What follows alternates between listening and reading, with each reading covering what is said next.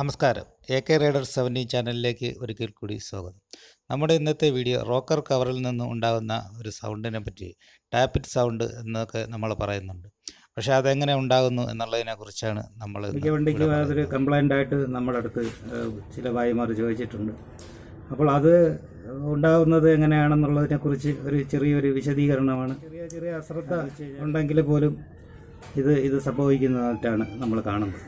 അപ്പോൾ അതിനെപ്പറ്റി വിശദീകരിക്കണമെങ്കിൽ നമുക്കൊന്ന് ടാങ്ക് ഒന്ന് അഴിച്ചിളക്കണം, അതുപോലെ തന്നെ സീറ്റും ഒന്ന് അഴിച്ചിട്ട് നമുക്ക് അതിനെപ്പറ്റി അറിയാം. കാര്യം എന്ന് വെച്ച് കഴിഞ്ഞാൽ അതിൻ്റെ നമ്മുടെ ഓയിൽ താഴെ നിന്നും ഓയിൽ പമ്പ് ചെയ്ത് മേളിലോട്ട് വരുന്നതിൻ്റെ നമ്മുടെ അതിനകത്ത് വരുന്നത് നമുക്കത് ഒന്ന് നോക്കാം.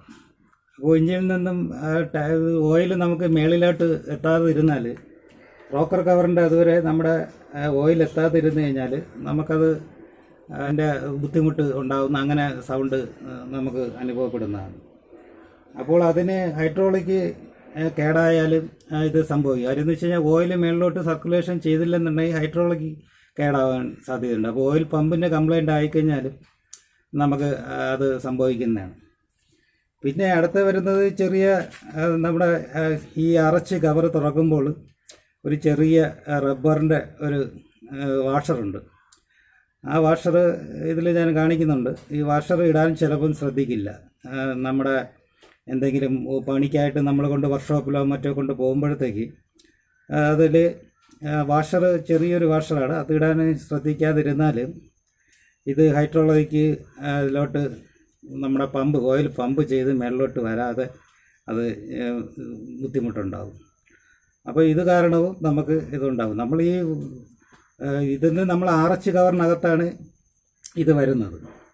ഈ ആറച്ച് കവറിൽ നമ്മൾ ചിലപ്പോൾ അതായത് എന്തെങ്കിലും വണ്ടിയുടെ നമ്മുടെ ഈ ചെയിൻ സെറ്റിങ്ങിന് വേണ്ടിയിട്ടോ കിക്കർ സീലിംഗ് പോയോ ഒക്കെ നമ്മൾ വർക്ക്ഷോപ്പിലൊക്കെ നമ്മൾ ആശ്രയിക്കാറുണ്ട്. അപ്പോൾ നമ്മൾ ചെറിയൊരു വാഷറാണ്, ഇത് ശ്രദ്ധിക്കാതെ വന്നു കഴിഞ്ഞാൽ ഇതിലോട്ട് മേളിലോട്ട് ഓയിൽ പമ്പ് ചെയ്ത് പോവാതെ തന്നെ മേളിൽ നമ്മുടെ ഹൈഡ്രോളജിക്ക് കേടാവാനും ഒക്കെയാണ് സാധ്യത. അപ്പോൾ അതുമൂലമാണ് ഈ ടാപ്പിറ്റ് സൗണ്ട് നമുക്ക് ഇത് ഉണ്ടാകുന്നത്.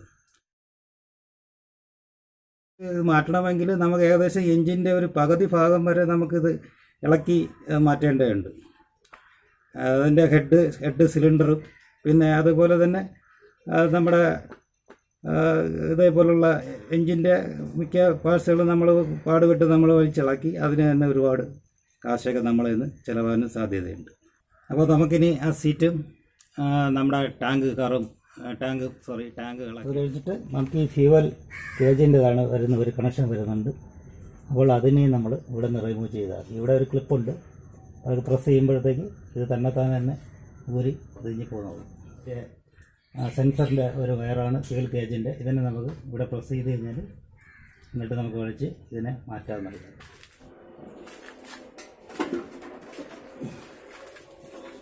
അങ്ങനെ ഉണക്കി മാറ്റുന്നു. നമ്മൾ ഈ കാണിച്ചതാണ് നമ്മുടെ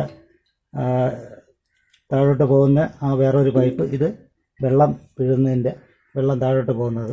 ഇതാ സ്ട്രെയിനിലോട്ട് പോകുന്ന എയറിൻ്റെതാണ് ഈ കാണുന്നത്. ഇത് രണ്ടുമാണ്.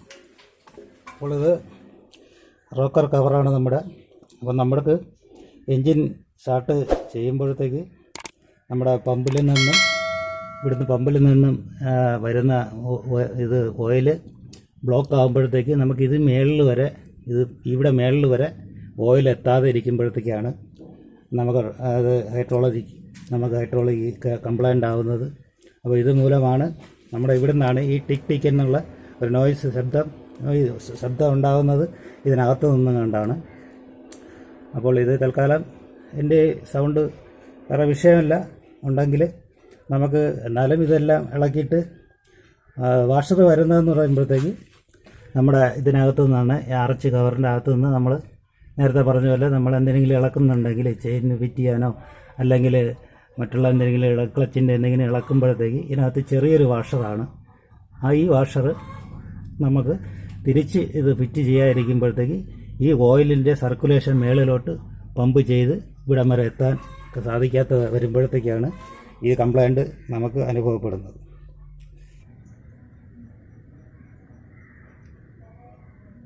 അതുപോലെ തന്നെ നമ്മുടെ ഒരു കാര്യം, ഈ നമ്മുടെ വെൻറ്റ് പൈപ്പാണ്, സൈലൻസറിൻ്റെ വെൻറ്റ് പൈപ്പാണ്. ഈ വെൻറ്റ് പൈപ്പിൻ്റെ ലാസ്റ്റിൽ എൻഡിൽ വന്നിട്ട് ഒരു ചെറിയൊരു വാഷർ ഉണ്ടാകും. ഇതാണ് വെൻറ്റ് പൈപ്പ്.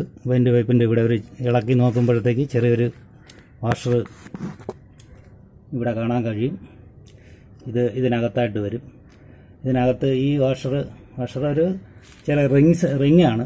അപ്പോൾ അത് കംപ്ലൈൻ്റ് ആയിക്കഴിഞ്ഞാൽ ചിലപ്പോൾ അതിന് നമ്മുടെ ഹീറ്റ് കൊണ്ട് അത് കേടാവാൻ സാധ്യതയുണ്ട്. ഈ കേടായി വരുന്ന സമയത്തും ഇത് നമുക്ക് ഈ ടാപ്പിറ്റിൻ്റെ സൗണ്ട് പോലെ തന്നെ ടക്ക് ടക്ക് ടക്കന ഒരു സൗണ്ട് ഇതിനകത്ത് ഹെഡിൽ നിന്ന് വരുന്ന ഒരു സൗണ്ടാണ് ഇത് ഉണ്ടാകാൻ സാധ്യതയുണ്ട്. ഇതും ഒന്ന് നമ്മൾ ചെക്ക് ചെയ്ത് നോക്കുന്നത്, ഈ സൗണ്ട് വരുമ്പോഴത്തേക്ക് ഈ ഭാഗം ഒന്ന് ഇളക്കി നമ്മൾ നോക്കുന്നത് നന്നായിരിക്കും. അപ്പോഴത്തേക്ക് നമുക്ക് ഇതിനകത്തുള്ള ആ വാഷറിൻ്റെ അതൊരു ഞാൻ പറഞ്ഞ പോലത്തെ ഒരു റിങ്ങാണ്. ആ റിങ്ങിന് എന്തെങ്കിലും ചപ്പയോ അല്ലെങ്കിൽ കരി പിടിക്കുകയോ കേടാവുകയോ ചെയ്ത് കഴിഞ്ഞാൽ നമ്മളിത് ടൈറ്റ് ചെയ്ത് മുറുക്കുമ്പോഴത്തേക്ക് ആ ഭാഗം ടൈറ്റ് ചെയ്യുമ്പോഴത്തേക്ക് ഇത് സംഭവിക്കാൻ സാധ്യതയുണ്ട്. അപ്പോൾ അതിനെ നമ്മൾ ഒന്ന് ഇളക്കി ഒന്ന് നോക്കുന്നത്, ഈ സൗണ്ട് നമുക്ക് അനുഭവപ്പെടുമ്പം തന്നെ അതൊന്ന് നോക്കുന്നത് നന്നായിരിക്കും. അപ്പോൾ ഇത്രയാണ് ഈ വീഡിയോ. എൻ്റെ ഭായിമാർക്ക് ഇത് ഉപകാരപ്പെടുമെന്ന് വിചാരിക്കുന്നു.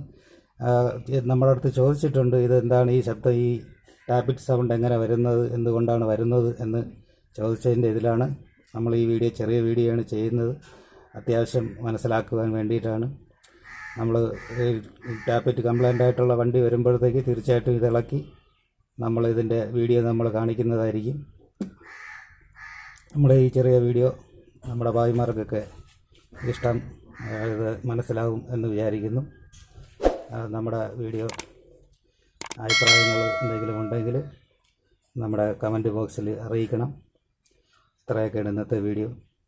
എല്ലാവർക്കും താങ്ക് യു.